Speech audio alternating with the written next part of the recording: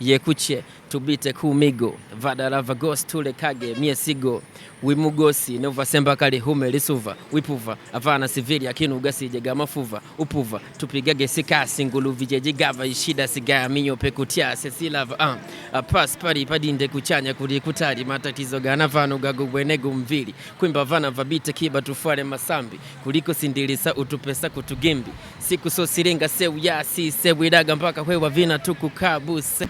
Ukiachana na The Rock City, mji ambao unaonekana kuwa na miamba mingi sana, Mwanza, huwezi kuacha kuzungumzia mji wa Iringa ambao unaitwa The Stone City. Mawe ni mengi sana kwenye huu mji. Ukisikia neno Tosa Maganga, ndiko asili ya hili neno ama ndiko asili ilikotokea hapa katika mkoa wa Iringa. Wakati huo tunasema mkataa kwao ni mtumwa na mcheza kwao hutunzwa. Leo Kipungu Media imetembea kutoka Dodoma mpaka Iringa, ambapo tumekuja kuonana na moja ya wasanii wa muziki wa kizazi kipya, hasa kwenye upande wa kurap.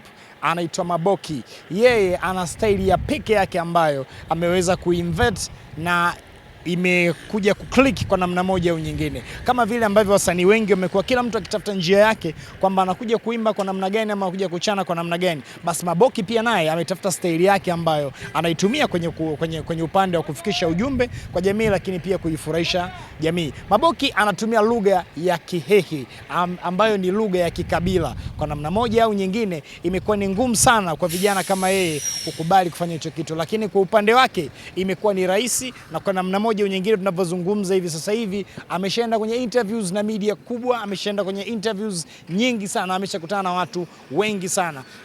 Na hapa tupo naye, tutafanya naye mahojiano, atatuambia kitu gani kilimfanya ama kikamvutia yeye mpaka kwenda kuanza kuimba kwa kutumia lugha ya Kihehe. Naitwa Emerson TZ kutoka Kipungu Media, yani EMERSON_TZ on Instagram. Kipungu Media kwenye platform zote, unaizungumzia Facebook, unaizungumzia Instagram, lakini pia unaizungumzia YouTube. Kama hujatufollow, tufollow kwa sasa ili uweze kupata updates na vitu vingi ambavyo vinatokea katika mikoa mbalimbali. Lakini leo tuko katika mkoa wa Iringa, tuko na Maboki na tunazungumza naye hapa. Maboki, kama kawa, karibu sana Kipungu Media.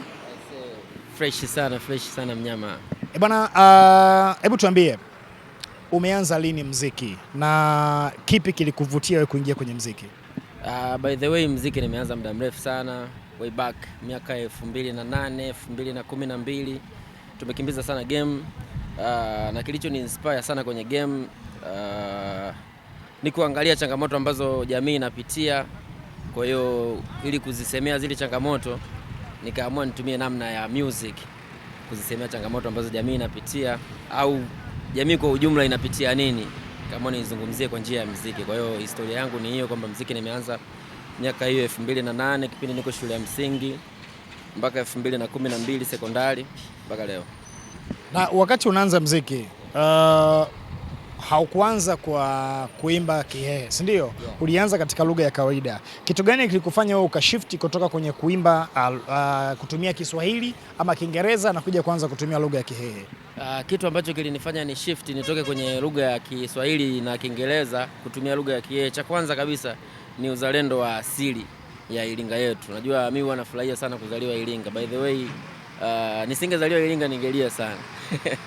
Hiyo kwa najivunia ile Iringa ile. Kwa hiyo nikaamua nitumie lugha yetu, kwanza ni kujivunia, lakini cha pili ni kuonesha umahiri, kwamba kuweza kuwa na kipaji, kwamba kuweza kutengeneza nyimbo kwa lugha ya Kihehe, yani kuonesha kile kipaji ambacho uko nacho.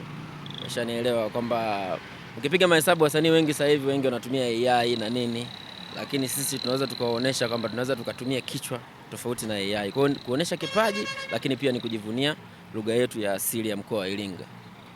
Na mpaka sasa umesharekodi nyimbo ngapi ambazo ni za Kihehe? Nyimbo za Kihehe nazo nyimbo 5 ambazo hazijatoka, lakini nyimbo official ambayo imetoka ni Tosa Maganga ambayo niko na Odongo Dwa. Na wimbo unamilikiwa na Odongo, si ndio? Yeah, wimbo unamilikiwa na Odongo, yeye amenishirikisha mimi Maboki.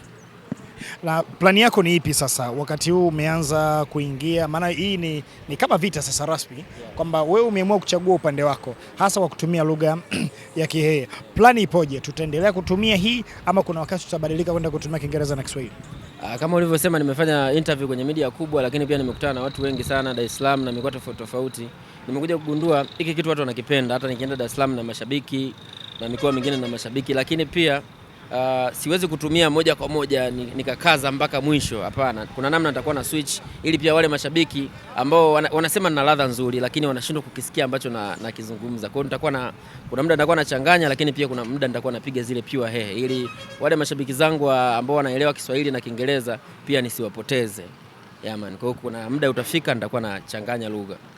Unajua muziki ni ladha. Na kama ni ladha manake tunatumia sauti, si ndio?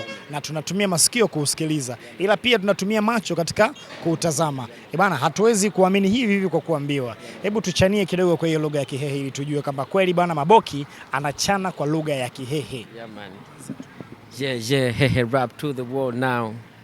Hehe rap to the world now. Yekuche tubite kumigo vadarava ghost tule kage miesigo wimugosi nova semba kali hume lisuva wipuva avana sivili akinu ugasi jega mafuva upuva tupigage sikasi ngulu vijeji gava ishida sigaya minyo pekutia sesilava pass pari padinde kuchanya kuli kutari matatizo gana vano gago wenego mvili kwimba vana vabite kiba tufare masambi kuliko sindilisa utupesa kutugimbi siku so siringa seu ya si sewidaga mpaka hewa vina tukukabu say pala odong kondo bokiboy hip hop nyanda za juu rapa fake utoboy something like that nigga. Bwana, safi sana bwana mtazamaji, hiki ndio kitu ambacho kilifanya sisi tukaweza kutoka Dodoma, tumetembea kilomita 257 mpaka Iringa kuja kumfuata huyu bwana msanii anaitwa Maboki, kwa sababu ni msanii ambaye kaonyesha upekee wa kuimba kwa kutumia lugha yake ya asili ama lugha ya Kihehe, au sio? Sasa Maboki, kuna ugumu kiasi gani wakati wa uandishi lakini pia wakati wa kurekodi? Kipi kinasumbua? Ugumu sioni kama kuna ugumu sana, lakini pia kwenye ugumu unakuwaga kwenye utunzi, kwa sababu kwenye utunzi kidogo hii lugha kama unavyosema vijana wengi hawaifahamu, na mimi mwenyewe ni kijana, sio kwamba ni lugha ambayo naiongea toka asubuhi mpaka jioni. Mimi naongea Kiswahili na Kiingereza toka asubuhi mpaka jioni. Kwa hiyo kwenye utunzi huwa kuna namna ina take time kidogo, lakini kila kitu kinaenda clear. Ila kwenye kurekodi huwa nafanya mazoezi vizuri, kwa hiyo nikifika kwenye kurekodi huwa inakuwa haisumbui hata kidogo. Huwa napiga one take cha ajabu, yani napita mara moja biashara imeisha. Sijai kupita mara mbili japo natumia lugha ya asili. Producers hawasumbui wakati wa kurekodi kwa sababu tunajua umekuja na kichwa tofauti, kwa hiyo kukiinvert kwa mara ya kwanza inawezekana kikawa kizito kwa mashabiki ambao wanaosikiliza muziki, lakini pia kwa watayarishaji wa muziki. Ni vipi, hawakuchukulii poa ama hawachukii wakiona wewe unaenda kurekodi?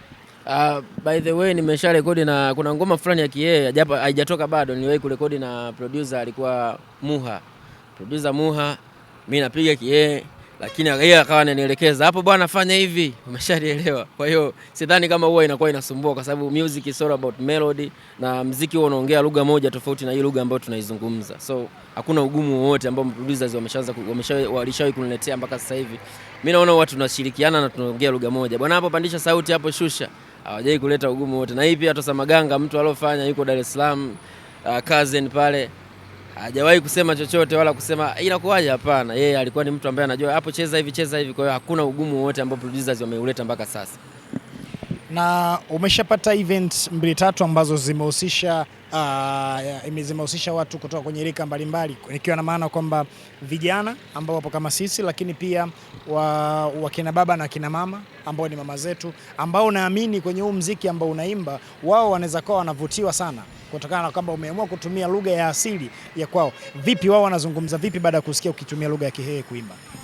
Events bado hatujapata, lakini kuna watu ambao walisupporti Tosa Maganga sekondari, waliposti ngoma kwenye Insta story yao. Kwa kile kitu mimi ni feel proud by the way.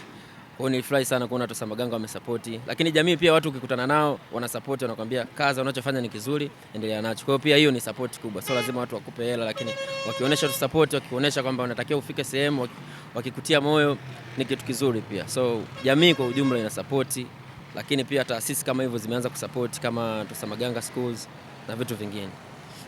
Lengo lako kubwa hasa ni nini kutumia lugha ya Kihehe katika kufikisha ujumbe kwa jamii? Kwanza lengo kubwa lilikuwa katika hali ya kujitafuta. Tulikuwa tumeshachana sana Kiswahili, tumechana sana Kiingereza. Kwa hiyo tukajaribu kwenye Kihehe tukakuta kumetiki. Kwa hiyo tulivyoona kumetiki kwenye Kiee tukaamua tusitiki nako kwa sababu kijiji ndio kipo huko, lakini lengo kubwa ni kuwakilisha Iringa na kuibeba Iringa mabegani. Kwa hiyo by the way maeneo yetu haya kwenye hususan masuala ya game yalikuwa hayana ule mwamko mkubwa ukilinganisha na mikoa ya wenzetu. Kwa hiyo sisi tukaamua tuje tubebe kwanza mkoa wa Iringa kwa kutumia lugha yetu kwanza, alafu baadaye tunajua tunafanyaje, lakini lengo kubwa ni kuibeba Iringa, kuiweka mabegani, tukaiwakilishe mpaka Dar, wapi, kona zote wajue kwamba wapo wanafanya hip hop yao ya Kiee, lakini kama Marekani. Wanasema Wahehe wana kiburi sana. Ukienda kwa mikoani, wasanii wenzako ukikutana nao wanazungumzia vipi muziki wako? Muziki wangu mimi wasanii wenzangu wanaupokea, by the way wanaupokea, lakini kuhusu kiburi cha Wahehe mimi nafikiri ni tabia tu binafsi. Mimi mwenyewe Mhehe lakini sijai kuleta kiburi chochote. Kwa mwenyewe Emerson unaelewa kabisa kwamba we are the family since day one, hatujai kuleteana viburi. Kwa hiyo ni huruka tu za mtu, lakini pia hizo mentality sasa hivi zinapotea. Iringa ni sehemu salama, haina watu wenye viburi, watu wake wakarimu. At the end of the day life goes on. Okay, sawa. Bwana mtazamaji wa Kipungu Media, bado tupo na Maboki ambaye anajaribu kuzungumzia ama anajaribu kutetea muziki wake ambao yeye amekuwa akiwimba kwa kutumia lugha ya Kihehe, na kwa namna moja au nyingine tayari kashapata mashabiki kadhaa ambao kimsingi wanamuelewa kwenye kile kitu ambacho yeye anakiimba. Imekuwa ngumu sana ama ngumu kiasi gani kwako Maboki kuchukua lugha hii ama kutumia lugha hii ya Kihehe sasa kuwapelekea vijana?